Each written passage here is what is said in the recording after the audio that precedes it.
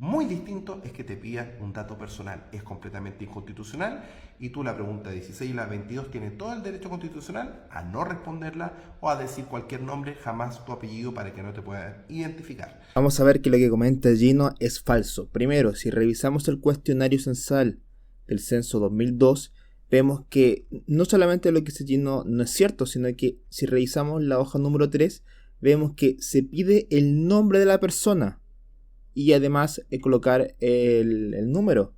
También mostrar la relación con cuál es la relación de parentesco con el jefe o jefa del hogar. Por tanto, lo que comenta Gino en su video original es falso. Ahora vamos a hablar sobre el tema de la Constitución. El artículo 19, numeral 4, dice: el respeto y protección a la vida privada y a la honra de la persona y su familia, y asimismo la protección de sus datos personales. Y el tratamiento y protección de estos datos se efectuará en la forma y condiciones que determine la ley. Si ahora revisamos la misma ley que habla Gino, notemos que el artículo 20 de la ley 17.374 habla sobre las personas, no sobre el INE. Veamos.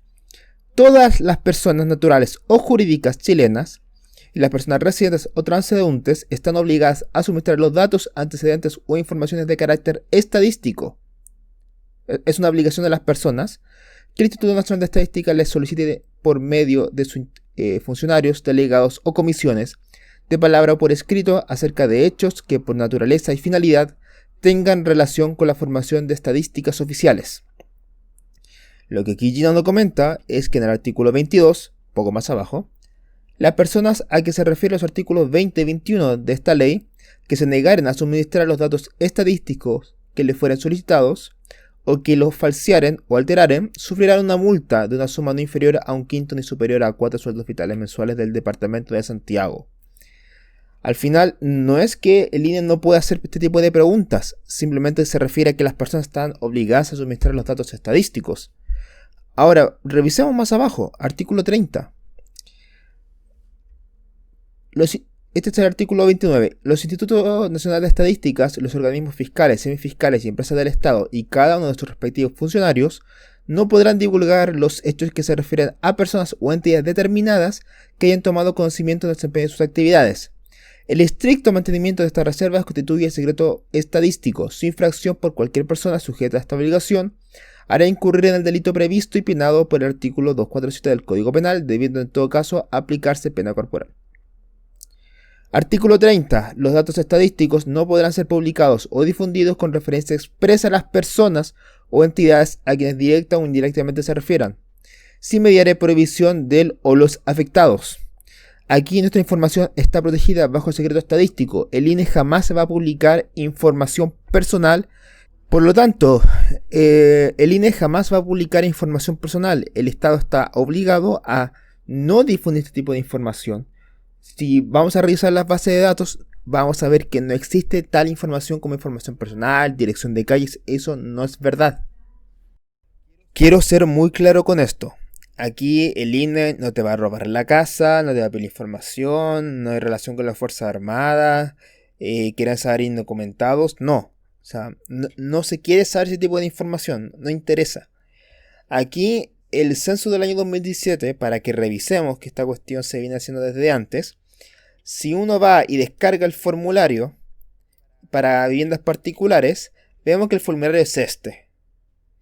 Y en la medida en que vamos bajando, vemos que el nombre y el apellido ya se preguntaba de antes, se preguntaba cuántas personas hay en el hogar y la relación de parentesco con jefe y jefa de hogar. O sea, esto ya estaba de antes, no es una invención de Boric, ¿ya? Para que lo tengamos en cuenta.